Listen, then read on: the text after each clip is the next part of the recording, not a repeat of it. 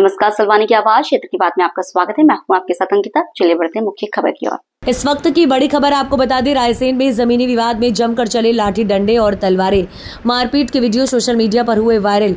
एक ही परिवार के दो पक्षों में हुआ जमीनी विवाद। इस मारपीट और लड़ाई में लगभग 8 लोग हुए घायल। मौके पर पहुंची पुलिस तत्काल सभी घायलों को इलाज के लिए जिला अस्पताल भेजा। एक पक्ष से शिवचरण नारायण कुशवाहा को भोपाल किया गया रेफर, दूसरे पक्ष से संजू कुशवाहा का इलाज भी जारी। नारायण कुशवाहा को छोड़कर सभी 7 घायलों का जिला अस्पताल में इलाज जारी। बताया जा रहा है कि जिस जमीन को लेकर 2 परिवारों में विवाद हुआ वो सरकारी जमीन है। सरकारी जमीन पर रोड डालने को लेकर हुआ विवाद शुरू। कोतवाली थाने के अंतर्गत आने वाले ग्राम खरगावली की घटना। लेकर उनके दादा हाथ में हंसिया रखे थे और तभी मैं मेरे छोटे बच्चे को उसको छोड़कर आई, उसको उनको बचाने के लिए। क्या नाम है आपका?